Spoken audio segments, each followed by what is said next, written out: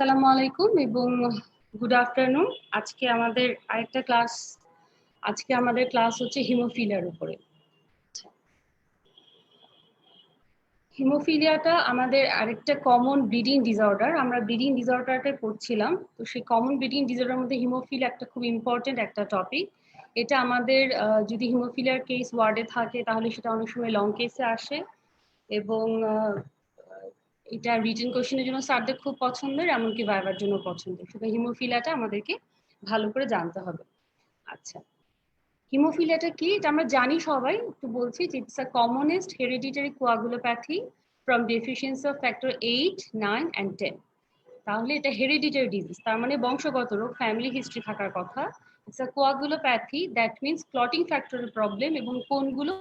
Factor 8, 9 and 11। এই তিনটার উপর ভিত্তি করে এটাকে একটা ক্লাসিফিকেশন করা হয়েছে, that is haemophilia A which constitutes deficiency of factor 8, haemophilia B factor 9 এর ডেফিসিয়েন্সি, আর haemophilia C is deficiency of factor 11। এর মধ্যে ফ্যাক্টর 8 ডেফিসিয়েন্সি যেটা, অর্থাৎ হিমোফিলিয়া এ যেটা, এটা অলমোস্ট 80 to 85% কেসে পাওয়া যায়। এরপরে সেকেন্ড কমন হচ্ছে হিমোফিলিয়া বি, আর haemophilia C less than 5% case. Usually তিনটার মধ্যে প্রথম haemophilia A and B almost একই রকম, ক্লিনিক্যাল ম্যানিফেস্টেশন থেকে শুরু করে তার ট্রিটমেন্ট প্রোটোকল অলমোস্ট একই রকম বলে আমরা হিমোফিলিয়ার আন্ডারে এটাকে বলবো। আর হিমোফিলিয়া সিটা যেহেতু আনকমন, স্পেশালি আমাদের দেশে এটা আরো বেশি আনকমন, এটা ইসরায়েল বা জিউইশ পিপলদের মধ্যে বেশি কমন বলে হিমোফিলিয়া সি নিয়ে আমরা পরীক্ষার সময় অতটা মাথা ঘামাই না। এখন কোশ্চেন হচ্ছে যে ক্লটিং ফ্যাক্টর তো আরো আছে, মোট 13টা ক্লটিং ফ্যাক্টর, তাহলে বাকি 10টার কি হবে? বাকি 10টা যে ডেফিসিয়েন্সি ডিসঅর্ডার গুলো থাকে সেগুলো একটু রেয়ার বলে আমরা সেগুলো নিয়ে মাথা কম ঘামাই, প্লাস এটার ম্যানিফেস্টেশন গুলো খুব লেস সিভিয়ার এবং অনেক সময় দেখা যায় কিছু কিছু কোনো সিমটমও প্রকাশ করে না, ইনসিডেন্টাল ফাইন্ডিংস হয়। দ্যাটস ওয়াই আমরা হিমোফিলিয়া এ অ্যান্ড বি অর্থাৎ হিমোফিলিয়া নিয়ে মাথা ঘামাবো, অন্যান্য কোয়াগুলোপ্যাথি নিয়ে আমাদের অন্তত পরীক্ষার জন্য চিন্তা কম। কেমন? আচ্ছা, এবার আসি হিমোফিলিয়ার প্যাথোজেনেসিস। যেহেতু একটা হেরিডিটারি ডিসঅর্ডার, তাহলে যখন একটা হেরিডিটারি ডিসঅর্ডার থাকে স্যারদের খুব পছন্দের একটা কোয়েশ্চেন হচ্ছে তাহলে মোড অফ ইনহেরিটেন্স কি, কাদের এটা হবে, কিভাবে হবে, ফ্যামিলি কার হিস্ট্রি থাকবে। তো হিমোফিলিয়াটা হচ্ছে it's a X-linked recessive disorder, meaning it is only carried on the X chromosome। তার মানে এটা এক্স ক্রোমোজোমের কোনো একটা জেনেটিক ম্যাটেরিয়াল অ্যাবনর্মালিটি থাকার কারণে এই হিমোফিলিয়া হবে, and it's a recessive disorder। এখন X-linked recessive disorder এর বৈশিষ্ট্য আমরা প্যাথোলজিতে পড়েছি কি, যে যেগুলো X-linked recessive disorder থাকে they are typically expressed in males and carried by females। তাহলে expressed in males carried by females মানে হচ্ছে ছেলেদের এই ডিজিজের ম্যানিফেস্টেশন হবে কিন্তু ফিমেলরা এটা ক্যারি করবে, অর্থাৎ তাদের এক্স ক্রোমোজোমের মধ্যে এই অ্যাবনর্মালিটিটা থাকবে কিন্তু মেয়েদের কোনো ডিজিজ ম্যানিফেস্টেশন হবে না। যত ডিজিজ ম্যানিফেস্টেশন হবে ছেলেদের হবে, কারণ তার এক্স ক্রোমোজোমের সমস্যা। এখন প্রশ্ন হচ্ছে যে মেয়েদের কেন এক্স ক্রোমোজোমের প্রবলেম হচ্ছে না, তাহলে মেয়েদের কেন সমস্যা হচ্ছে? এখানে আমাদের উপর আর একটা অদ্ভুত ইয়ে আছে, সেটা হচ্ছে যে আমাদের শরীরে যে এক্স ক্রোমোজোমটা থাকে তার যত জেনেটিক অ্যাক্টিভিটিস সেটা কিন্তু একটা এক্স ক্রোমোজোমই যথেষ্ট, তার দুটো এক্স ক্রোমোজোম লাগবে না। বরং যদি দুটো এক্স ক্রোমোজোম একসাথে সব কাজ শুরু করতো তাহলে কিন্তু আমরা মানে মেয়েরা অ্যাবনর্মাল হতাম। সো আমাদের বডি কি করে, যেহেতু একটা x chromosome is enough to do all the activities, এবং আমাদের শরীরে বেশিরভাগ যত রকম এনজাইমেটিক প্রসিডিউর যত রকম অ্যাক্টিভিটিস হয় না তার কিন্তু সবই এক্স ক্রোমোজোম থেকে আসে। ওয়াই ক্রোমোজোমের ফাংশন খুব বেশি একটা নাই, কেমন? So x chromosome is more important for Vitality. তখন এই জন্য এখন যেহেতু দুটো এক্স ক্রোমোজোম আমার দরকার নাই, বরং দুটো এক্স ক্রোমোজোম কাজ করলে আমার সেটাতে অ্যাবনর্মালিটি হবে, যার কারণে বডি কি করে একটা ক্রোমোজোমকে চুপ করিয়ে দেয়, একদম একটা সার্কুলার একটা ইয়ে করে দিয়ে তাকে চুপ করে বসিয়ে দেয় এবং একটা এক্স ক্রোমোজোম অ্যাক্টিভ থাকে। এবং যে এক্স ক্রোমোজোমটা মানে ইনঅ্যাক্টিভ হয়ে যায় এটাকে আমরা বলি বার বডি, সে বার বডি হিসেবে রয়ে যায় এবং নর্মাল একটা এক্স ক্রোমোজোম কাজ করে। এখন মেয়েদের তো দুটো এক্স, তো আমাদের বডি কি করে যদি কোনো একটা এক্স এর মধ্যে অ্যাবনর্মালিটি দেখে তাহলে সে ট্রাই করে ওই এক্স ক্রোমোজোমটাকে বার বডি বানিয়ে দিতে, অর্থাৎ ওই অ্যাবনর্মাল বা দুর্বল বা যেটা একটু হলেও ঝামেলা করতে পারে সেই এক্স ক্রোমোজোমকে সে বার বডি করে নর্মাল এক্স ক্রোমোজোমকে ফাংশন করতে দেয়। ঠিক এই কারণে যে কোনো এক্স লিঙ্ক রিসেসিভ ডিসঅর্ডারে মেলরা এফেক্টেড হয়, কারণ মেলদের তো আর কোনো এক্স ক্রোমোজোম নয়, একটা এক্স ক্রোমোজোম সব কাজ করতে হবে, তো তাদের ডিজিজ ম্যানিফেস্টেশন হচ্ছে কিন্তু মেয়েদের হচ্ছে না। তাহলে এটা যদি আমরা একটা ছবির মাধ্যমে দেখি তাহলে কি হয়, দেখো এখানে কি আছে, এখানে একটা ফাদার যে নর্মাল, ঠিক আছে, তার হিমোফিলিয়া নাই বা কোনো এক্স লিঙ্ক রিসেসিভ ডিসঅর্ডার নাই, তার এক্স এন্ড ওয়াই অ্যাবনর্মাল, তার বিয়ে হলো এমন একজন মহিলার সাথে যে ক্যারিয়ার, অর্থাৎ তার একটা এক্স ক্রোমোজোম অ্যাবনর্মাল আর একটা এক্স ক্রোমোজোম ভালো, যেটা অ্যাবনর্মাল সেটা বার বডি হিসেবে বসে আছে, তাকে কোনো আমরা কাজ করতে দিচ্ছি না, ঠিক আছে? সে ইউজুয়াল নর্মাল আমাদের যে ডে টু ডে অ্যাক্টিভিটিস আমাদের শরীরে যে ফাংশন গুলো দরকার সেখানে সে কাজ করছে না। এখন তাদের যখন বেবি হবে, এখন তাদের বেবি হওয়ার সময় যদি সে তার বাবার থেকে, তো ছেলে বেবি যদি হয় সে বাবার থেকে ওয়াই পাচ্ছে, ওয়াই তো নর্মাল, সো সে ওয়াই পেলো এবং মায়ের থেকে সে নর্মাল এক্সটা পেলো, তাহলে সে normal X and normal Y, so এই ছেলেটার কোনো হিমোফিলিয়া হবে না। এখন যদি সেটা মেয়ে হয় তাহলে অবশ্যই বাবার কাছ থেকে সে একটা এক্স পাচ্ছে। এখন মায়ের কাছ থেকে এক্স পাওয়ার সময় সে যদি অ্যাবনর্মাল এক্স পায় তাহলে সে হচ্ছে ক্যারিয়ার। এই যে তারও কিন্তু একটা এক্স ভালো একটা এক্স অ্যাবনর্মাল, এবং যে এক্সটা অ্যাবনর্মাল সে বার বডি হিসেবে বসে থাকবে এবং এই নর্মাল এক্স ক্রোমোজোমটা তার নর্মাল ফাংশন করবে। সো যখন সে তার ডে টু ডে অ্যাক্টিভিটিসে যাবে তার প্রতিদিনকার জীবনে কিন্তু ডিজিজের কোনো ম্যানিফেস্টেশন হবে না, সে একটা এক্স ক্রোমোজোমকে বার বডি হিসেবে বের করে। আচ্ছা, এখন যখন আরেকটা যে ছেলে হচ্ছে তাকে হয়তো তার বাবা ওয়াই দিচ্ছে, কিন্তু এই সময় মায়ের কাছ থেকে সে এই অ্যাবনর্মাল এক্সটা পেল, তাহলে কি হচ্ছে তার ওয়াই আছে এবং তার একটাই এক্স আছে যেটা অ্যাবনর্মাল, সুতরাং এই ছেলেটার তার ডিজিজ ম্যানিফেস্টেশন হবে and he will be haemophilic. আর এই মেয়েটার ক্ষেত্রে কি হচ্ছে যে এই মেয়েটার ক্ষেত্রে সে বাবার থেকে নর্মাল এক্স পেয়েছে এবং মার থেকে নর্মাল এক্স পেয়েছে, so the daughter is well. কেমন? তাহলে এটা আমরা বুঝতে পারলাম তো যে ছেলেদের ক্ষেত্রে কিন্তু একটা এক্স যেহেতু থাকে এবং সে যেটা অ্যাবনর্মাল থাকে সুতরাং তার তার ডিজিজ ম্যানিফেস্টেশন হবে। আর মেয়েদের ক্ষেত্রে যেটা অ্যাবনর্মাল এক্সটা সে পায় মায়ের কাছ থেকে, সেইটা যেহেতু বার বডি হিসেবে বেঁচে বসে থাকে, আর নর্মাল এক্স যেটা সে বাবার থেকে পাচ্ছে সেটা যেহেতু সব অ্যাক্টিভিটিস করবে তাই তার কোনো ডিজিজ ম্যানিফেস্টেশন হবে না। এখন যদি এই ছেলেটা, এই হিমোফিলিক ছেলেটা আরেকটা নর্মাল মেয়েকে বিয়ে করে তাহলে কি হবে? এখন যদি আমরা এই ছবিটা দেখি তাহলে এখানে হচ্ছে তার এক্সটা অ্যাবনর্মাল, ওয়াইটা ভালো আছে, সুতরাং ফাদার ইজ হিমোফিলিক, এবং সে একটা বিয়ে করলে সে একটা নর্মাল মেয়েকে, যে মায়ের দুটো এক্সই ভালো আছে। তাহলে এখন সে যখন তার যখন ছেলে হবে, ছেলেদেরকে কিন্তু সে শুধু ওয়াই দিবে, সে কিন্তু কোনো এক্স দিবে না, so the boys will be ওকে।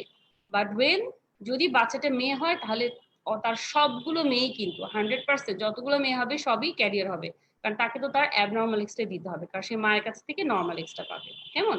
এটুকু হচ্ছে বুঝার উপায়। এর চেয়ে বেশি আমার মনে হয় না আন্ডার গ্রাজুয়েটে স্যাররা জিজ্ঞেস করবে। মেইনলি জিজ্ঞেস করলে এই উপরের পিকচারটা জিজ্ঞেস করে যে একটা নর্মাল ছেলের সাথে যদি একটা ক্যারিয়ার মায়ের বিয়ে হয় তাহলে কার কি হবে। আমি বলবো পরীক্ষার সময় সামনে তো অনেক, সামনে কিন্তু কাগজ থাকে, কলম থাকে, স্যাররা অনেক কিছু লিখতে দেয়, সোজা কাগজটা টেনে ঠাস ঠাস করে যদি ছবি এঁকে বোঝানো যায় স্যাররা তখন আর দ্বিতীয় কোয়েশ্চেনে যাবে না। কেমন? আচ্ছা, এখন যেহেতু আমরা বলে নিয়েছি যে মা ক্যারিয়ার, তার মানে মামা যারা থাকবে, অর্থাৎ তার নানিও তো ক্যারিয়ার ছিল, সুতরাং তার মামা যদি থাকে সে মামাদের ব্লিডিং হিস্ট্রি থাকবে। কিন্তু দেখা যায় যখন আমরা কেস নেই তখন 80% কেসে যে মামারা থাকে, হ্যাঁ ম্যাটার্নাল যে আঙ্কেলরা থাকে, মামাদের ক্ষেত্রে ব্লিডিং হিস্ট্রি পাওয়া যায় না। 80% কেসে আমরা পাবো, 20% কেসে পাবো না। কেন পাবো না?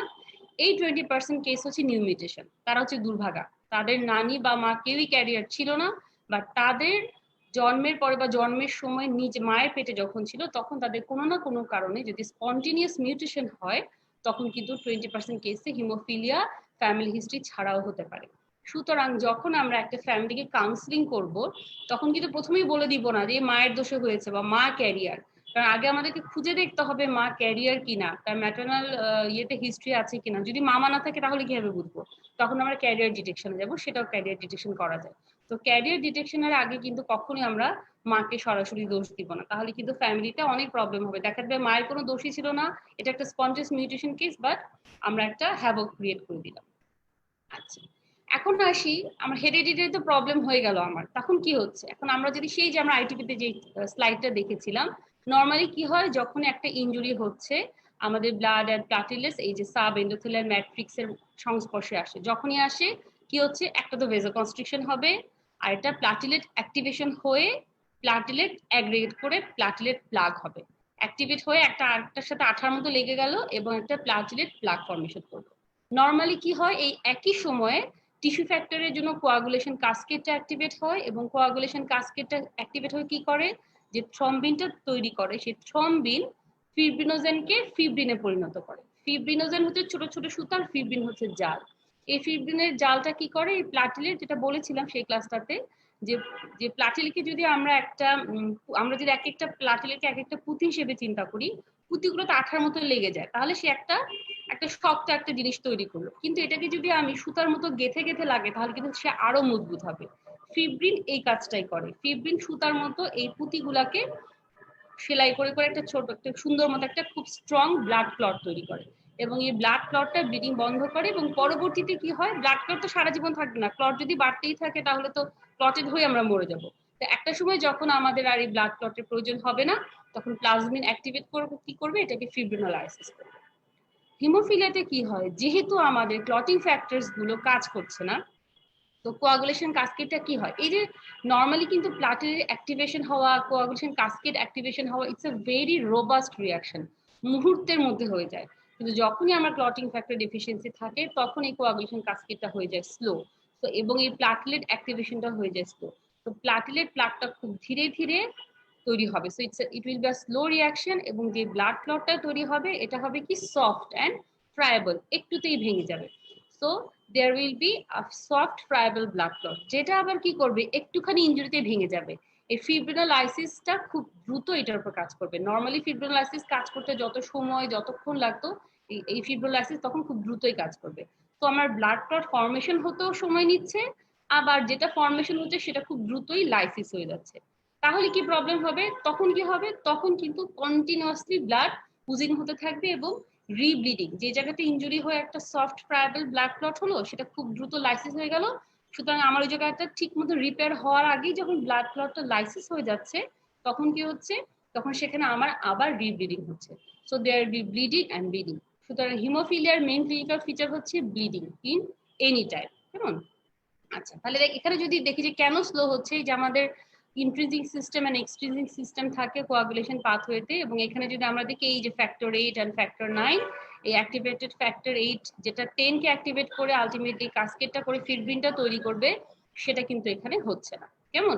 তাহলে এই পাথওয়েটা পরীক্ষার সময় সাধারণত লাগে না, এমবিবিএসও লাগে না, তবে কোন কোন স্যার পোস্ট গ্রাজুয়েশনে এই পাথওয়েটা লিখতে দেয় ভাইভা বোর্ডে। কেমন? সুতরাং আমার মনে হয় ইন্ট্রিনসিক এক্সটেন্ড পাথওয়েটা একটু মাথায় রাখলে আমাদের জন্য ভালো হবে, স্পেশালি যারা পোস্ট গ্রাজুয়েশনের জন্য পড়ালেখা করবে। আচ্ছা, ক্লিনিক্যাল ফিচার যেটা বলছিলাম, bleeding, bleeding and bleeding. So bleeding is the main symptom, এবং এখানে দেখো people with haemophilia bleed longer not ফাস্টার।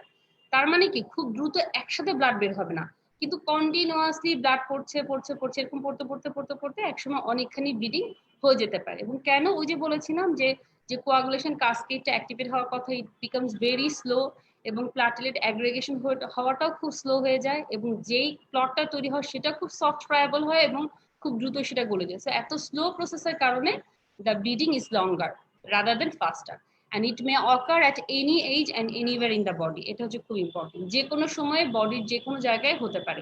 ঠিক আছে, এটা একটা কনজেনিটাল প্রবলেম বলেই যে একদম অ্যাট বার্থ থেকে শুরু হবে, নট নেসেসারি, এটা ডিপেন্ড করে সিভিয়ারিটির উপর, এবং সিভিয়ারিটিকে আমরা কিভাবে ভাগ করি এটা আমি কিছুক্ষণ পরে আসছি।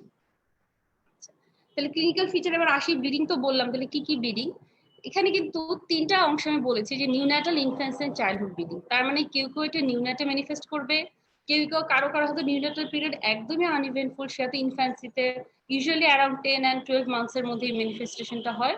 আর যারা একটু মাইল্ড তারা হয়তো ইনফ্যান্সিতেও ভালো, চাইল্ডহুডে গিয়ে অর্থাৎ যখন তারা ফুটবল ক্রিকেট নিয়ে দৌড়াদৌড়ি শুরু করেছে হয়তো তখন তাদের ম্যানিফেস্টেশন হতে পারে। তো নিউন্যাটাল পিরিয়ডে প্রথমে কি হয়, নিউন্যাটাল পিরিয়ডে যেটা হতে পারে একদম ফিটাল লাইফে, মায়ের পেটে যখন থাকে 2% কেসে অনেক সময় ইন্ট্রাক্রেনিয়াল হেমারেজ হয়, বাট এই ফিটাস গুলো ইউজুয়ালি বাঁচে না। মায়ের পেটে যদি কারো ইন্ট্রাক্রেনিয়াল হেমারেজ হয় তার পক্ষে বাঁচা তো মুশকিল। তো এই পেশেন্ট গুলোকে আমরা আসলে আমরা অ্যাজ আ বেবি পাই না। কেমন? তো মেইনলি আমরা যাদেরকে পাই তারা একদম আর্লিয়েস্ট নিউন্যাট থেকে প্রেজেন্ট করতে পারি। সেটা কিভাবে প্রেজেন্ট করবে, যেমন নিউন্যাটের ক্ষেত্রে কি হবে, যখন একটা বেবি ডেলিভারি হয় আমরা তো আম্বিলিকাল কর্ড কাটবো, ক্ল্যাম্প করে তারপর কাটি। ইউজুয়ালি কি হয়, কাটার পরে দেখবে যে 2 to 3 সেকেন্ডস, খুব বেশি হলে 5 to 10 সেকেন্ডস লাগে, ব্লিডিং বন্ধ হয়ে যায়। বাট এই বাচ্চাগুলোর আম্বিলিকাল কর্ড যে কাটিং স্টাম্পটা থাকে, সেই আম্বিলিকাল স্টাম্প থেকে কন্টিনিউয়াসলি ব্লাড প্রডিউস হতে থাকে। যদি এরকম হয় তখন আমাদের মনে একটু সন্দেহ হবে, maybe it's a case of haemophilia, অর্থাৎ it's a case of coagulopathy. আরেকটা হচ্ছে যখন নর্মাল ডেলিভারি হয় আমরা সবাই জানি আমাদের কি হয়, কেফাল হেমাটোমা হয় সময় বাচ্চার মাথায়, অর্থাৎ একটা ভ্যাজাইনার ভিতর দিয়ে যখন একটা বেবি বের হয় প্রেসারে প্রেসারে তার মাথাতে ফ্রিকশন হয়, তখন একটা কেফাল হেমাটোমা হয়। এই বাচ্চাগুলো যে কেফাল হেমাটোমা হবে এগুলো হবে আনইউজুয়ালি লার্জ। ঠিক আছে, তাহলে history of bleeding from umbilical cord একটা হতে পারে, একটা আনইউজুয়ালি লার্জ কেফাল হেমাটোমা, বড় একটা কেফাল হেমাটোমা মাথায় যদি থাকে তখন আমাদের একটু হিস্ট্রি নিতে হয় মায়ের অ্যান্ড অর ইন্ট্রাক্রেনাল হেমারেজ। এই ইন্ট্রাক্রেনাল হেমারেজ ফিটাল লাইফে হতে পারে, বাট এই ফিটাল লাইফে ইন্ট্রাক্রেনাল হেমারেজ হলে ফিটাল লস হয়ে যায়, অর্থাৎ তার অ্যাবর্শন বা আইইউডি হিসেবে থাকে। আর যদি কেউ হয় তার ইন্ট্রাক্রেনাল হেমারেজ ইউজুয়ালি নিউনেটাল পিরিয়ডে একটু আনইউজুয়াল, কারণ নিউনেটালের বাচ্চাদেরকে তো আমরা খুব আদর যত্ন করে রাখি, তাদের সহজে ইন্ট্রাক্রেনাল হেমারেজ হওয়ার চান্স কম। আচ্ছা, এরপর যখন ইনফ্যান্সি অর্থাৎ বাচ্চাটা যখন একটু বড় হলো, যখন 9 মাস হলো বাচ্চার বয়স, বাচ্চা তখন কি করবে? 7-8 মাসে বাচ্চা উঠে বসার চেষ্টা করবে, একটু হামাগুড়ি দেওয়ার চেষ্টা করবে, তখনই তো এখানে বাড়ি খাবে ওখানে বাড়ি খাবে, ফ্লোরের সাথে আমাদের হাঁটুটা ঘষা খাচ্ছে, এবং সে কি করবে? তার অ্যাঙ্কেল দিয়ে তার সার্ফে খেয়াল করবে, কিন্তু যখন একটা বাচ্চা হামাগুড়ি দেওয়া প্রথম শিখে, সে কি করে? প্রথমে বডিটাকে তুলে অ্যাঙ্কেল দিয়ে সে সামনে যাওয়ার চেষ্টা করে। ফ্রিকশনটা কোথায় হচ্ছে?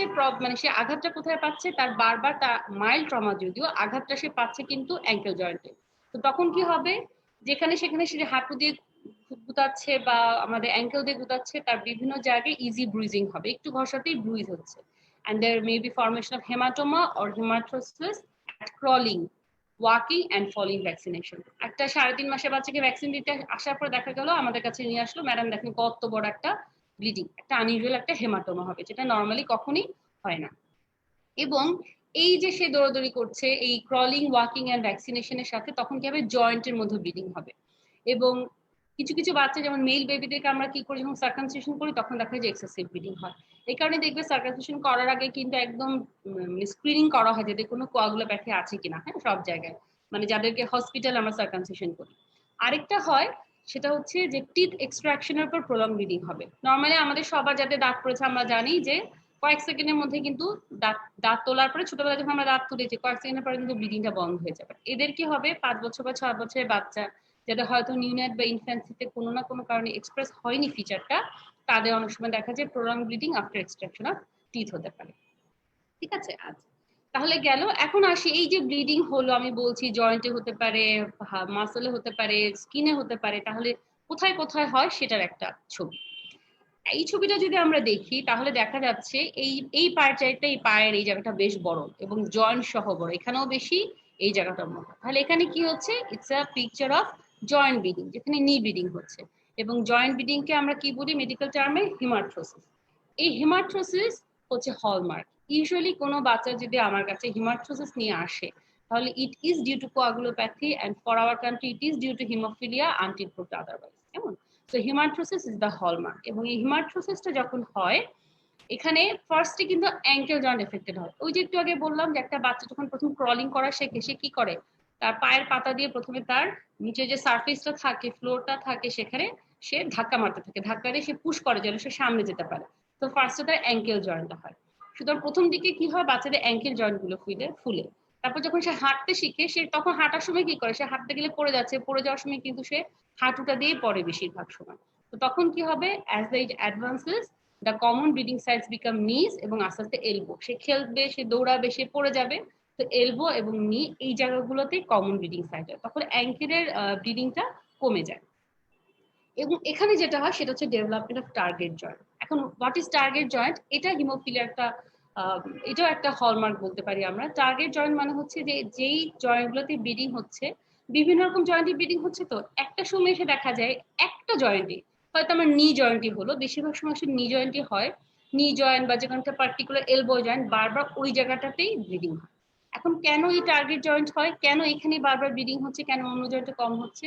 কারণ হচ্ছে মানে এই জয়েন্টে আর্লিয়েস্ট হয়, মানে কমন বলতে বোঝাচ্ছি যে এই জয়েন্টে বারবার ব্লিডিং হবে এবং এই ব্লিডিংটা সবার আগে হবে। যদি আমি হিমোফিলিয়াকে ট্রিটমেন্ট না করি তখন আদার জয়েন্ট ডেভেলপ করবে। এখন কেন টার্গেট জয়েন্ট ডেভেলপ করছে? টার্গেট জয়েন্ট ডেভেলপ করছে কারণ আমরা যদি চিন্তা করি যে একটা জয়েন্ট স্পেসে যখন ব্লিডিং হচ্ছে, ব্লিডিং হতে হতে এটা তো একটা ক্লোজ স্পেস, একটা জয়েন্ট, তাই না? এখানে তো চারপাশে যাওয়ার তেমন কোনো সুযোগ না। যে জয়েন্টের মধ্যে ব্লিডিং হলো, ব্লিডিং হয়ে কি করবে? এই যে অনেকগুলো ব্লাড জয়েন্টের মধ্যে প্রেসার দিয়ে অনেক সময় ট্যাম্পনেট হিসেবে ব্লিডিংকে বন্ধ করে দেয়। অর্থাৎ প্রথম দিকে যখন ব্লিডিং হচ্ছে, ব্লিডিং হয়ে সে পুরো সারফেসটাকে একদম প্রেসার ইফেক্ট দিয়ে সে ভেসেলের মাথাকেই বন্ধ করে দিচ্ছে, এত বেশি ব্লিডিং হচ্ছে যে ভেসেল থেকে আর ব্লাডটা বের হচ্ছে না। তো একটা ক্লোজ স্পেসে ব্লাডটা রয়ে গেল, এখন ব্লাডটা কোথায় যাবে? তাতে অ্যাবজর্ব হওয়ার আপাতত তো সুযোগ নেই, ওখানে বসে বসে হিমোলাইসিস হবে। তো হিমোলাইসিস যখন হবে, আরবিসি থেকে হিম অর্থাৎ অর্থাৎ আয়রন বের হবে। আরেকটা কি হচ্ছে? ডব্লিউবিসি গুলো লাইসিস হবে, ডব্লিউবিসি লাইসিস হয়ে গেলে সেখান থেকে প্রচুর প্রোটিওলাইটিক এনজাইম বের হবে। তাহলে একদিক থেকে প্রোটিওলাইটিক এনজাইম বেরোচ্ছে আর অন্যদিকে কি হচ্ছে, হিম থেকে আয়রন বেরোচ্ছে। এই আয়রন ম্যাক্রোফেজকে প্রলিফারেশন করবে। তো প্রোটিওলাইটিক এনজাইম, ম্যাক্রোফেজ, ইনফ্ল্যামেটরি মেডিয়েটরস মিলে কি হয়, ওই সাইনোভিয়ামে ইনফ্ল্যামেশন করে, অর্থাৎ সাইনোভাইটিস হয়। তো যত ইনফ্ল্যামেশন হচ্ছে তত কি হবে, ইনফ্ল্যামেশনে ফাইব্রোসিস হবে এবং সাইনোভিয়াম গুলো থিকেন হয় এবং সেখানে ফ্রন্ট লাইক প্রজেকশন হয় কাটার মতো, মানে তার সামনের দিকে বিভিন্ন রকম, মানে কিভাবে বলি, মানে কাটার মতো সামনের দিকে আগায় আগায় যায়। তো ওইগুলো হয় কি সরু সরু। তো তো যখনই এই বাচ্চাটা আবার হাঁটা শুরু করে বা দৌড়ানো শুরু করে তখন ওই ফ্রন্ট লাইট প্রজেকশন গুলো চাপ খেয়ে তখন আবার ব্লিডিং হয়। এখন নর্মাল যে আগে আমার যে জয়েন্টটা ভালো ছিল সেখানে তো কোনো ফ্রন্ট লাইট প্রজেকশন নাই, সেখানে কোনো সাইনোভিয়াম থিকেনিংও নাই। তো সেইখানেই ব্লিডিং হওয়ার আগে আমার এখানেই ব্লিডিংটা আগে হয়। তো এটাই টার্গেট জয়েন্ট। যখন ওখানে ব্লিডিং হয় তখনই মা চলে আসে, আমরা আবার হিমোফিলিয়ার ট্রিটমেন্ট দিই, তখন আবার ব্লিডিংটা কমে যায়। যার কারণে অন্যান্য জয়েন্টস গুলো তখন আর ব্লিডিং হওয়াটা, মানে ব্লিডিংটা কম হয়। আর টার্গেট জয়েন্টে ব্লিডিং হয়, যেহেতু ওই জয়েন্টে আমরা বারবার দেখি। তো এটাকে আমরা বলছি টার্গেট জয়েন্ট। পরীক্ষার সময় টার্গেট জয়েন্ট কিভাবে হয় এত এক্সপ্লেনেশন আমরা সাধারণত চাই না। তবে হ্যাঁ, কেউ যদি খুব ভালো করে, যাকে আমরা অনার্স মার্কস দিতে চাই, তখন হয়তো মাঝে মধ্যে একটু জিজ্ঞেস করা হয় যে টার্গেট জয়েন্ট কিভাবে তৈরি হয়। বাট যারা আমরা মনে করি যে না আমার লাগবে না আমার অনার্স মার্কস, তারা শুধু টার্গেট জয়েন্ট পর্যন্ত মনে রাখি, এই শব্দটা মনে রাখি, তাহলেই এনাফ। আচ্ছা, আর কোথায় ব্লিডিং হতে পারে, আর হতে পারে মাসেল ব্লিডিং। এই ছবিটাতে যদি আমরা দেখি, আগের ছবিটাতে ছিল জয়েন্ট সহ, এখানে দেখি আমরা জয়েন্ট কিন্তু মোটামুটি নর্মাল, বাট বেশি ফুলে আছে এই জায়গাটা, so it's a muscular bleeding. যে কোনো মাসেলেই হতে পারে সব জায়গায়, but mostly occurs in gastrocnemius, quadriceps and iliopsoas, and can form haematoma. এই মাসেল ব্লিডিং এর মধ্যে আমি ইলিওসোয়াসের কথা একটু আলাদা করে বলবো। ইলিওসোয়াস মাসেলে যখন ব্লিডিং হয় এটা অনেক সময় বোঝা যায় না, তার সামনে কোনো সোয়েলিং হবে না, ইলিওসোয়াস মাসেলের পেছনে হয় এটা, ঠিক আছে? ইলিওসোয়াস মাসেল থেকে ব্লিডিং হয়ে ইলিওসোয়াসের পেছনে এই ব্লিডিংটা হয় এবং it can be huge bleeding. এই হিউজ ব্লিডিং এর জন্য কি হবে, পেশেন্ট আসবে গ্রয়েনে পেইন নিয়ে, পেইনটা গ্রয়েনে রেফার হয় এবং গ্রয়েন পেইন হলে কি হয়, সে হিপটাকে ফ্লেক্স করে রাখে, হিপটাকে যদি সোজা করতে যাই তখনই সে ব্যথা পায়, ঠিক আছে? এবং এই ব্লিডিংটা কিন্তু অনেক সময় এত সিভিয়ার ব্লিডিং হয়ে অনেক সময় পেশেন্ট শকেও চলে যেতে পারে। তো any patient who has bleeding history, সে যদি হিমোফিলিয়া হিসেবে এর আগে ডায়াগনোস নাও হয়ে থাকে, any patient who has a bleeding history like easy bruising or joint swelling, তার যদি হঠাৎ করে আমরা দেখি যে সে হিপ জয়েন্টটাকে এক্সটেন্ড করতে পারছে না, প্রচন্ড পেইন ফিল করছে, তাহলে ধরে নিতে হবে এটা ইলিওসোয়াস মাসেলের হচ্ছে ব্লিডিং হচ্ছে। এবং সাধারণত এই ব্লিডিং গুলো, যে ব্লিডিং গুলো দেখা যায় না, এগুলো সিটি স্ক্যান করে দেখতে হয়। কিন্তু এই সময় কিন্তু আমরা সিটি স্ক্যানের জন্য অপেক্ষা করব না, এই সময় আমরা আগে তার হিমোফিলিয়ার যে প্রবলেম সেগুলোকে কারেকশন করে তার ব্লিডিং এর রিস্কটাকে কমিয়ে তারপরে আমরা সিটি স্ক্যানে যাবো যে ইলিওসোয়াসের মাসেলে পেছনে কোনো ব্লিডিং হচ্ছে কিনা। তা না হলে দেখা যাবে সিটি স্ক্যানে অ্যারেঞ্জ করতে করতে পেশেন্ট ওখানে ব্লিডিং হতে হতে শকে যে ওখানেই মরে ভূত, কেমন? সুতরাং এইটা আমাদের খেয়াল করতে হবে। এছাড়া আর কোথাও হতে পারে, আমরা জানি ইন্ট্রাওরাল ব্লিডিং হতে পারে, মাড়ি থেকে রক্ত পড়তে পারে, আর আদার সাইডস এর মধ্যে আছে যে কোনো জায়গা, CNS, abdomen, gut, nose, urinary tract and upper limb. সুতরাং intracranial haemorrhage, haematuria, haematemesis, melaena, anything can happen, epistaxis may happen. এবং আপার এয়ারওয়েতে যদি ব্লিডিং হয় তাহলে প্রেশার ইফেক্ট হতে পারে। যদি ট্রাকিয়ার সাইডে কোনো ব্লিডিং হয়, আমার ট্রাকিয়াকে আটকায় দেয়, তাহলে কি হবে, আমরা শ্বাস নিতে পারবো না। তো সেক্ষেটরে প্রেশার ইফেক্ট হবে, রেসপিরেটরি ডিস্ট্রেস নিয়ে পেশেন্ট আসতে পারে। So any kind of bleeding from any side may happen. আচ্ছা, এবার আসি ইনভেস্টিগেশন খুব সোজা। প্রথম কথা হচ্ছে, যখনই কোনো পেশেন্ট ব্লিডিং নিয়ে আসবে আমাদের মাথায় তো অবশ্যই সিবিসি ঘুরবে, যে এখন আমরা তো জানি না ব্লিডিং কেন। আমরা জানি ব্লিডিং তিনটা কারণে হয়, একটা হচ্ছে ব্লাড ভেসেল কজ, অথবা ভেজো কনস্ট্রিকশন হচ্ছে না কোনো কারণে, ভেজো ডাইলেশন, অথবা প্লাটিলেট কজ, অথবা ক্লটিং ফ্যাক্টর কজ। এই তিনটাই তো আমাদের মেইন কজ। তাহলে ভেজো ডাইলেশনের জন্য যে ব্লিডিংটা হয় সেটার জন্য আরো অনেক ম্যানিফেস্টেশন থাকে, ওইটা নিয়ে সাধারণত আমাদের কনফিউশন হয় না। ক্লিনিক্যালি আমাদের কনফিউশন হয়, is it due to platelets নাকি is it due to clotting factors.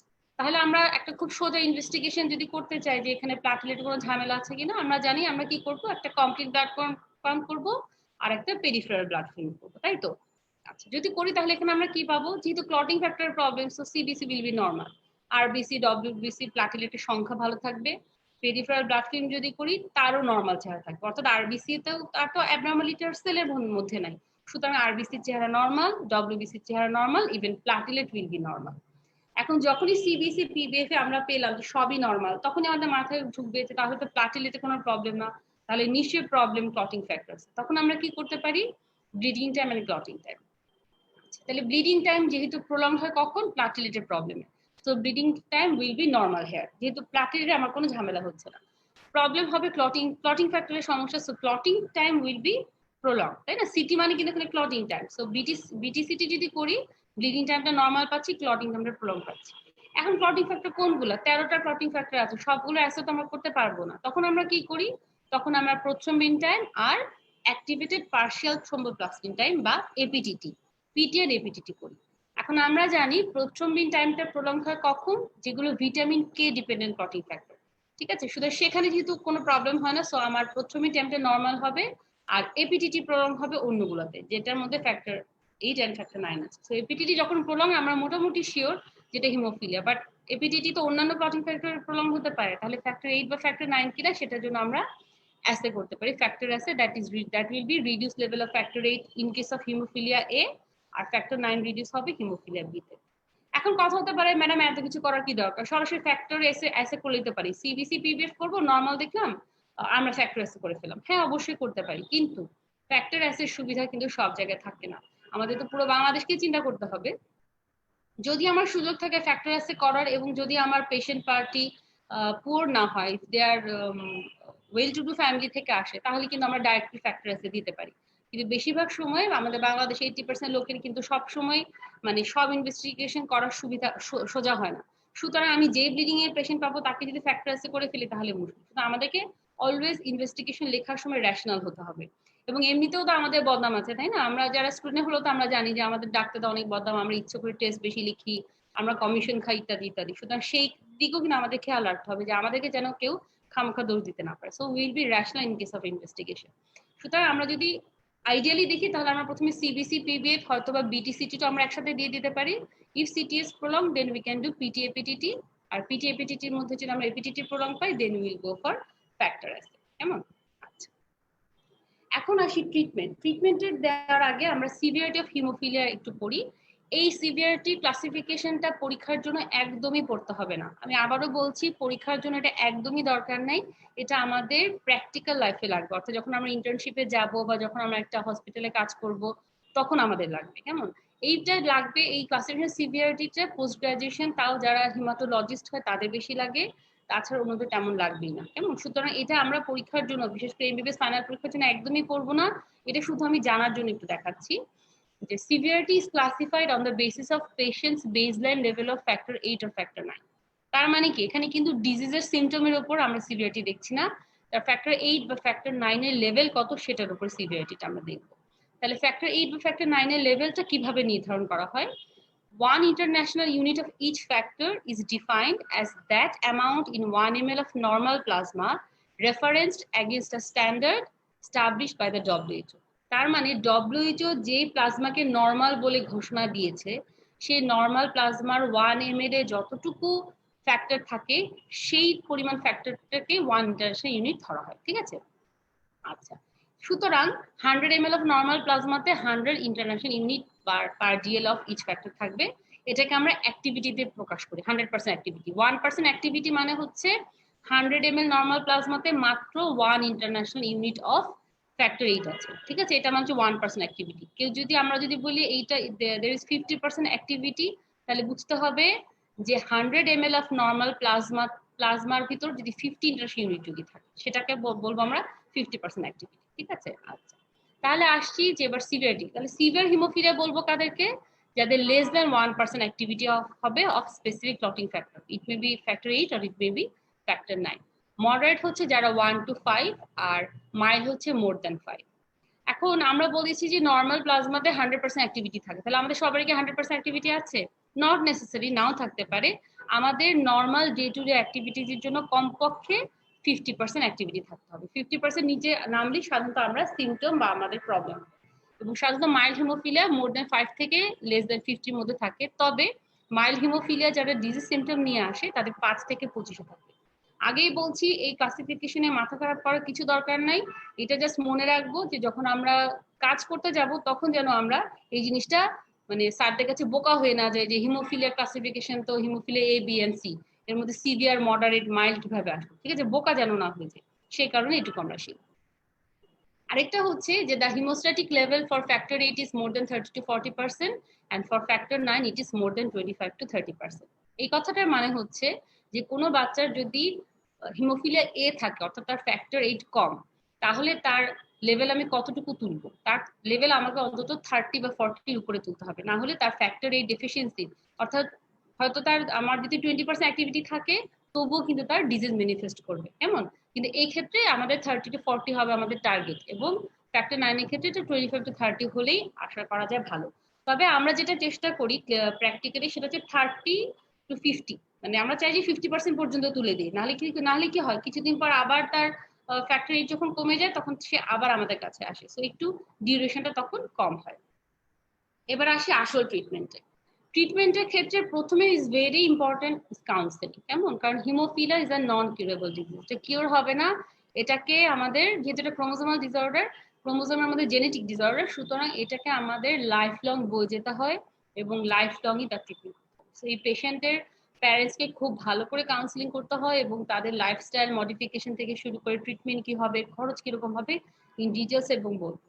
এবং আমি একটা কথা বলি, যদি এটা আমাদের পরীক্ষা ওরিয়েন্টেড ক্লাস, তবু আমি একটু প্র্যাকটিক্যাল লাইফের কথা বলি, যে এইসব বাবা মা, হ্যাঁ, যাদের এই যে বাচ্চাদের অসুখ ভালো হবে না, তারা কিন্তু বারবার প্রশ্ন করবে এবং একবার বলার পরে তারা দ্বিতীয়বার কিন্তু আমাদের কাছে আসে যে ম্যাডাম একটু ভালো করে দেখেন তো, ইন্ডিয়া নিয়ে যাব কিনা, আরেকজন স্যারকে দেখাবো কিনা। হ্যাঁ, অনেকবার করে অনেক কিছু বলে এবং অনেক সময় দেখা যায় একবার দুবার বোঝানোর পর আমরা খুব বিরক্ত হয়ে যায়, আরে আপনাকে এতবার করে বোঝাচ্ছি।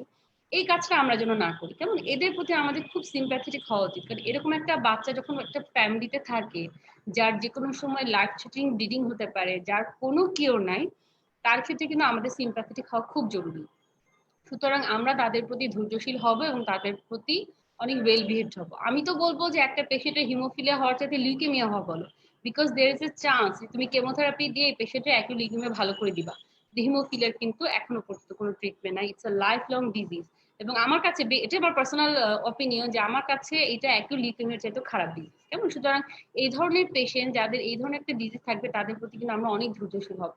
শুধু তো ট্রিটমেন্ট শিখে পেশেন্টকে ভালো করে দিলেই হবে না, পেশেন্টের শরীরকে ভালো করে দিলে হবে না, পেশেন্টের মনকেও কিন্তু ভালো করে দিতে হবে, এটাও কিন্তু আমাদের একটা দায়িত্ব। আচ্ছা, এবার আসি কি করতে হবে। তাহলে মেইনস্টে অফ ট্রিটমেন্ট হচ্ছে রিপ্লেসমেন্ট অফ দ্য ডেফিশিয়েন্ট ফ্যাক্টর। তার মানে ফ্যাক্টর 8 যদি কম হয় আমরা ফ্যাক্টর 8 দিব, ফ্যাক্টর 9 যদি কম হয় আমরা ফ্যাক্টর 9 দিব।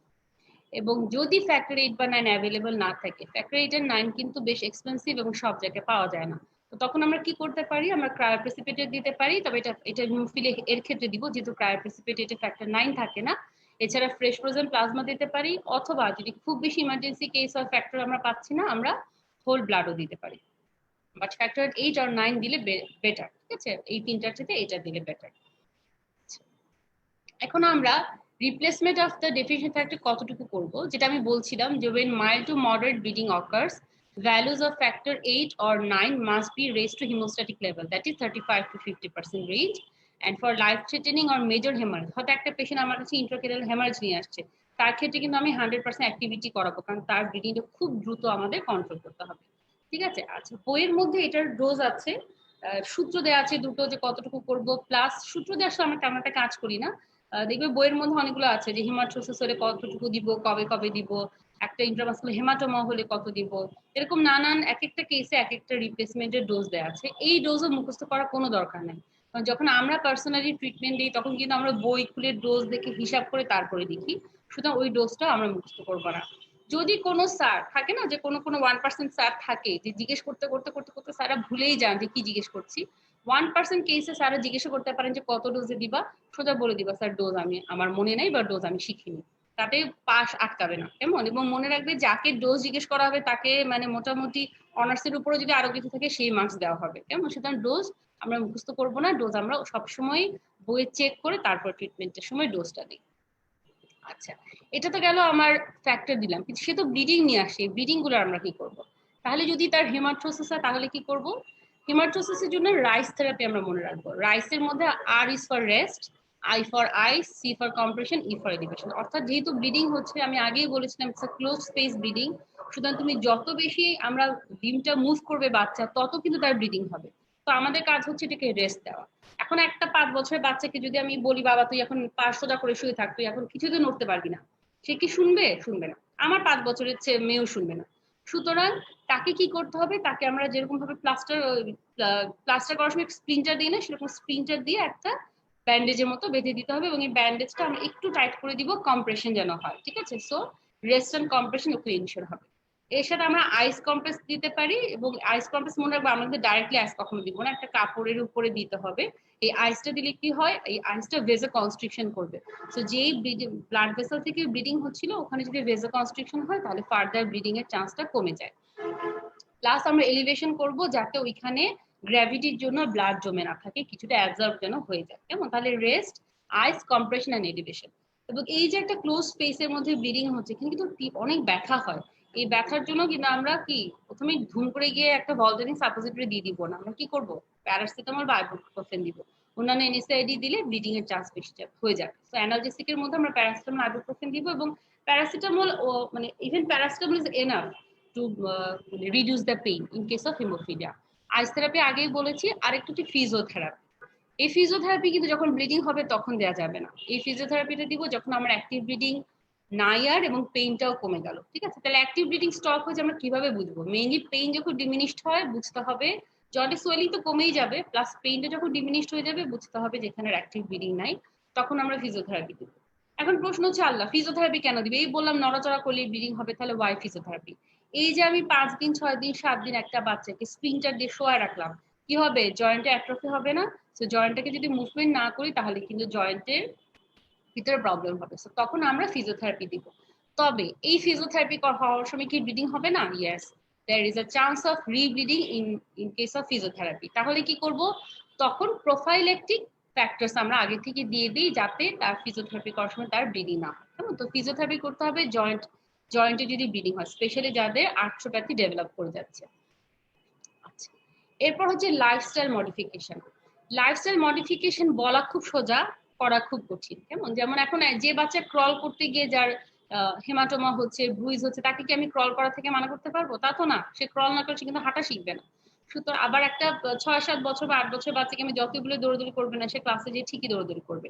বাট তবুও যতটুকু সম্ভব আমরা লাইফস্টাইল মডিফাই করার চেষ্টা করব। স্কুলে টিচারকে বলে দেওয়া হয় যে এই পেশেন্ট হিমোফিলিক কার্ড দেওয়া হয়, যাতে ওর ছেলে বা ছেলেটার যে ফ্রেন্ডরা থাকে তারা যেন জানে যে এর সাথে বল বল দিয়ে খেলা যাবে না। যে ছোটবেলায় আমি জানি না এখনকার জেনারেশন খেলে কিনা, বম বাস্টিং খেলা হতো আগে, বল নিয়ে একজন আরেকজন গায়ে ছুড়ে মারা। আমি জানি না এখনকার ছেলেমেয়েরা খেলে কিনা। তো ওরকম বম বাস্টিং খেলা যাবে না, এই জিনিসগুলো বাচ্চাটার মাথায় ঢুকাই দিতে হবে এবং তার লাইফস্টাইল মডিফাই করতে হবে। তো আউটডোর স্পোর্টস, কন্ট্যাক্ট স্পোর্টস তার জন্য না, সে স্কুলের ক্রিকেট টিম, ফুটবল টিম বা বাস্কেটবল টিমই খেলতে পারবে, কেমন? এটা গেল একটা লাইফস্টাইল মডিফিকেশন। এছাড়া আর কি করব? আমি যেটা বললাম, লাইফস্টাইল মডিফিকেশন বলা সহজ, করা কঠিন। তো এই জন্য আমাদের কি করতে হবে? আমরা প্রোফাইল্যাক্টিক ফ্যাক্টর 8 ইনফিউশন করতে পারি। এবং এই ফ্যাক্টর ইনফিউশন গুলো সাধারণত যাদের হিমাট্রোসিস হয় বা যাদের সিভিয়ার হেমোরেজ হয় তাদের ক্ষেত্রে এখন এটাকে খুব ইম্পর্টেন্স দেওয়া হচ্ছে। আমাদের দেশে প্রোফাইল্যাক্টিক ফ্যাক্টর 8 ইনফিউশন আমরা এখনো সেভাবে শুরু করি নাই, বাট বাইরের দেশগুলোতে, ডেভেলপ কান্ট্রিতে ওরা প্রোফাইল্যাক্টিক ফ্যাক্টর 8 দিচ্ছে। বাট এটা কন্টিনিউয়াস একটা তোমার সেন্ট্রাল ক্যাথেটার করে রাখতে হয়, যেটা আমাদের দেশে করা কঠিন এবং করলে পরে রাখা কঠিন। সেন্ট্রাল ভেনাস ক্যাথেটার অ্যাক্সেস করে রাখতে হয়, তো সেই জন্য প্রোফাইল্যাক্টিক ফ্যাক্টর 8 ইনফিউশন এখনো আমাদের দেশে সেভাবে চালু হয়নি, বাট আশা করি যা ধীরে ধীরে চালু হয়ে যাবে। এছাড়া আছে আরেকটা কি, ডেজমোপ্রেসিন অ্যাসিটেট। ডেজমোপ্রেসিন অ্যাসিটেট শুধুমাত্র হিমোফিলিয়া এর ক্ষেত্রে প্রযোজ্য। ডেজমোপ্রেসিন অ্যাসিটেট কি করে? আমাদের সেলের মধ্যে যে ফ্যাক্টর গুলো থাকে স্টোর এন্ডোজেনাস, সেটাকে সে বাইরে বের করে নিয়ে আসে। সো আমি ডেজমোপ্রেসিন অ্যাসিটেট দিয়ে কিছুটা লেভেল বাড়াতে পারি। ডেজমোপ্রেসিন অ্যাসিটেট 3 ভাবে দেওয়া যায়। ইন্ট্রান্যাজাল, ন্যাজাল স্প্রের মাধ্যমে, না নোজে স্প্রে করে, আবার আইভিতে দেওয়া যায়, সাবকিউটেনিয়াস দেওয়া যায়। নোজে স্প্রেতে ঝামেলা যেটা, যে অনেক সময় ডোজটা অ্যাকুরেট হয় না, স্প্রে তো বেশি যেতে পারে কম যেতে পারে, তো ওইখানে একটা প্রবলেম। এই জন্য বেশিরভাগ সময় সাবকিউটেনিয়াসটাকে বেশি এনকারেজমেন্ট করা হয়, যে সাবকিউটেনিয়াস দেওয়াটাই ভালো। বাট বাচ্চা মানুষকে সাবকিউটেনিয়াস দেওয়াটা কঠিন হয়ে যায়। তো এটাও ডিপেন্ড করা হচ্ছে পেশেন্ট পার্টি, তারা কিসে মানে পেশেন্ট কিসে কমফোর্টেবল ফিল করে এবং কোন জায়গাতে আমরা অ্যাপ্রোপ্রিয়েট ডোজিংটা করতে পারি, কেমন? কারণ ডেজমোপ্রেসিন অ্যাসিটেটের কিন্তু অনেক রকম সাইড এফেক্ট থাকে, তাই এটার ডোজটা অ্যাকুরেট হতে হবে। আচ্ছা, এছাড়া আরেকটা আমরা কি করতে পারি, আর এটা হচ্ছে অ্যান্টিফিব্রিনোলাইটিক ড্রাগস দেওয়া যেতে পারে, ট্রানএক্সামিক অ্যাসিড আর অ্যামাইনো ক্যাপ্রিক অ্যাসিড। এই দুটো আমরা সাধারণত যে কোনো ওরাল ব্লিডিং, যেমন ডেন্টাল প্রসিজার পর ব্লিডিং হচ্ছে বা নাক থেকে ব্লিডিং হচ্ছে বা মেনোরেজিয়া হচ্ছে, তাদের ক্ষেত্রে ট্রানএক্সামিক অ্যাসিড এন্ড অ্যামাইনো ক্যাপ্রিক অ্যাসিড ব্যবহার করা হয়। এরা কিভাবে কাজ করে? ওই যে বলেছিলাম অ্যান্টিফিব্রিনোলাইটিক, দ্যাট মিনস ওই যে বলেছিলাম যে সফট ফ্রাইবল একটা ব্লাড ক্লট তৈরি হয়, যেটা ফিব্রিনোলাইসিস এসে ক্লটটাকে লাইসিস করে দিচ্ছে এবং রিব্লিডিং করাচ্ছে। এরা কি করে, এরা এই ফিব্রিনোলাইসিসটাকে হতে দেয় না। তো সফট ফাইবার ক্লট হলেও সে আরো বেশিক্ষণ সেই সাইট অফ ইনজুরি জায়গায় লেগে থাকতে পারে। আর যদি ফিব্রিনোলাইটিক এই ড্রাগস গুলো না দিই তাহলে বারবার ফিব্রিনোলাইসিস হবে এবং ওখানে রিব্লিডিং হবে।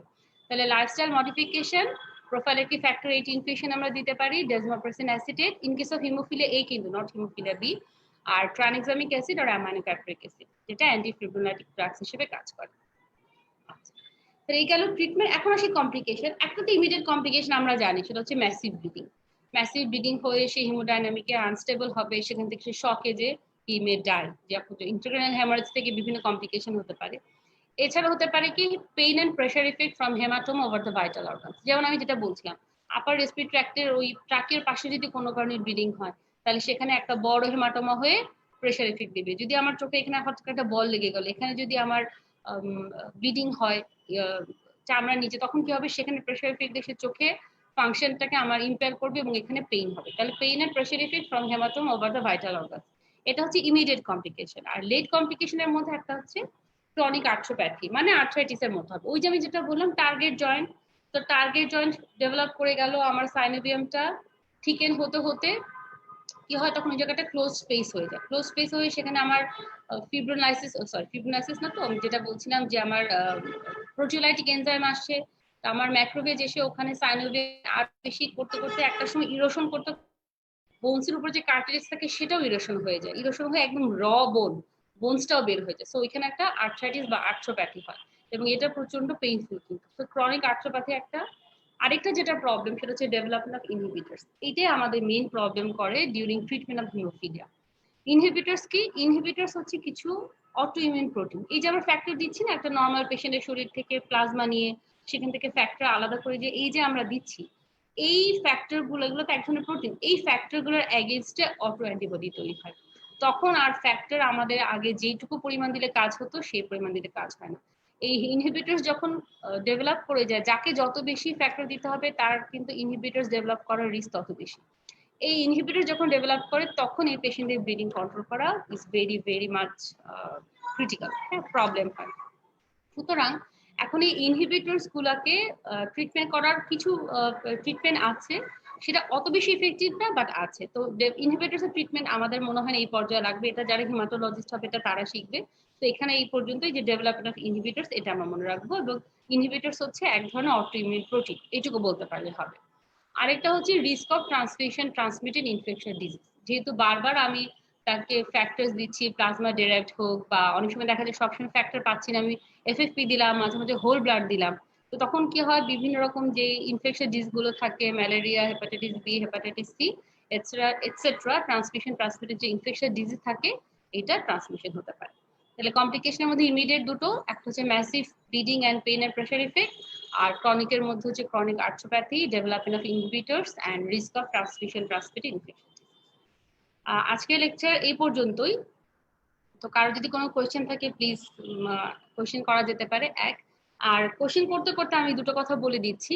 সেটা হচ্ছে যে এখন এই পেশেন্ট, এই যে আমার হিমোফিলিয়া হচ্ছে, এই হিমোফিলিয়ার পেশেন্ট গুলাকে আমরা কি আগে থেকে ডায়াগনোসিস করতে পারি কিনা? অর্থাৎ যেমন আমি বলেছিলাম যে থ্যালাসেমিয়াতে আমাদের ইয়ে হয়, কি বলে, থ্যালাসেমিয়াটা আমরা প্রিন্যাটাল ডায়াগনোসিস করতে পারি, এদের করতে পারি কিনা? ইয়েস, এদেরও করা যায়। কোরিয়নিক ভিলাস স্যাম্পলিং বা অ্যামনিওসেন্টেসিস করে আমরা টিস্যু নিয়ে পরীক্ষা করে দেখতে পারি। বাট এই টিস্যুর যে জেনেটিক অ্যানালাইসিস করতে হয় সেটা আমি যতদূর জেনে, আমাদের দেশে এখনো আসে নাই, বাট আমি লেটেস্ট ইনফরমেশন জানি না, যদি কেউ জেনে থাকে আমি বলতে পারবো না, বাট আমি যতদূর জেনে এখনো আসে নাই, এবং এটা একটু ঝামেলার ব্যাপার। বাট এটা প্রিন্যাটাল ডায়াগনোসিস করা যায় লাইকোয়াস থ্যালাসেমিয়া। আর যেটা ক্যারিয়ার ডিটেকশনও ইউজুয়ালি আমরা চাই যেটা জেনেটিক অ্যানালাইসিস করে, টিস্যু নিয়ে জেনেটিক অ্যানালাইসিস করে দেখা। এছাড়াও দেখা যায় যে যেসব মেয়েরা ক্যারিয়ার হয় তাদের ফ্যাক্টর 8 বা ফ্যাক্টর 9 এর যে অ্যাক্টিভিটিস, হ্যাঁ, তাদের যে নর্মাল লেভেল, আমাদের যে নর্মাল লেভেল, কিন্তু যারা ক্যারিয়ার তাদের নর্মাল লেভেল কিন্তু কম হবে, সেভাবে অনেক সময় দেখা যায়। এবং আরো কিছু কিছু প্রসিডিওর আছে, সো ক্যারিয়ার ডিটেকশনও করা যেতে পারে। কেমন? দেখি এখন আর কোনো কোশ্চেন আছে কিনা, যদি থাকে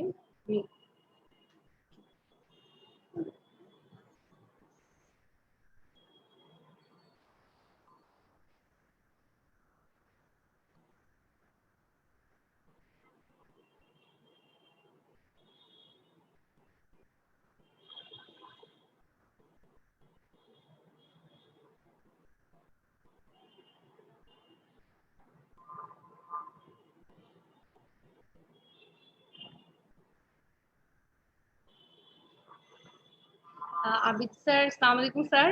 স্যার একটা খুব ভালো কথা বলেছেন, যে যে পয়েন্ট আসলে আমি বলি নাই, সেটা হচ্ছে যে এখানে ডিসপ্রপোর্শনাল ব্লিডিং হবে এবং মাইনর ট্রমাতে মেজর ব্লিডিং হবে। Thank you sir for this.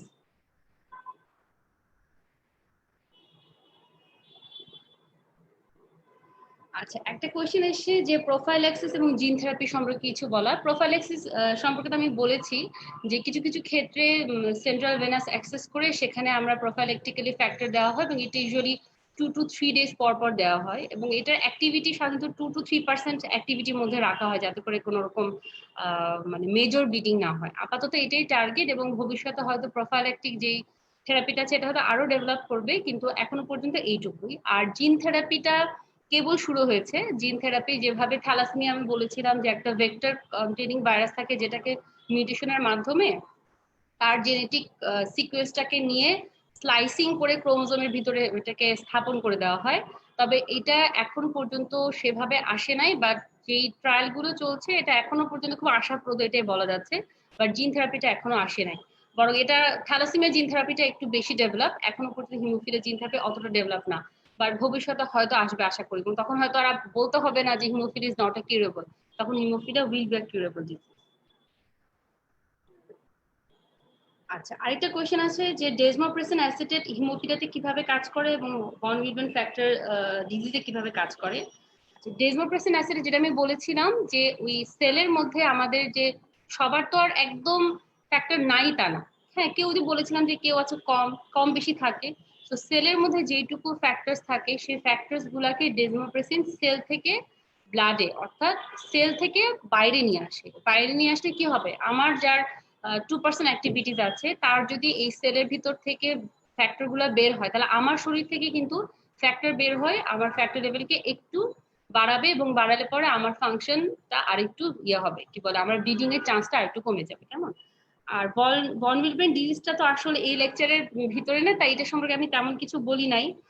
Von উইলবেন disease যেটা সেটা সেটা মেইনলি কি হয়, ভন উইলবেন ফ্যাক্টরটা তিনটা কাজ করে। একটা হচ্ছে যে সে প্লাটিলেটের অ্যাগ্রিগেশনে হেল্প করে এবং সে ভন উইলবেন ফ্যাক্টর প্লাটিলেটকে ওই এন্ডোথেলিয়াল যে ইয়েতে ওখানে অ্যাডহেশনে হেল্প করে, প্লাস সে ফ্যাক্টর এইটকে ক্যারি করে।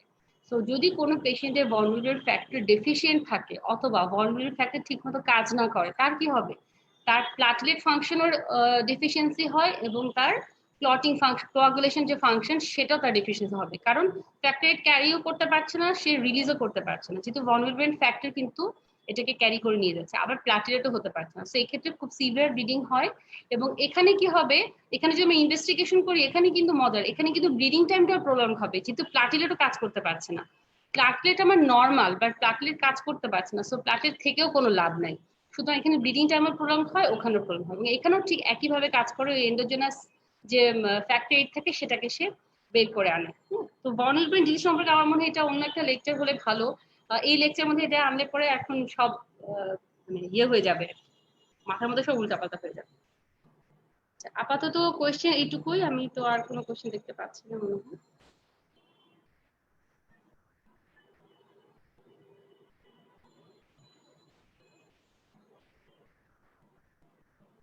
আর কোনো কোয়েশ্চেন নাই, তাহলে আজকে এই পর্যন্তই। সবাইকে শুভেচ্ছা রইলো, ভালো থাকবেন।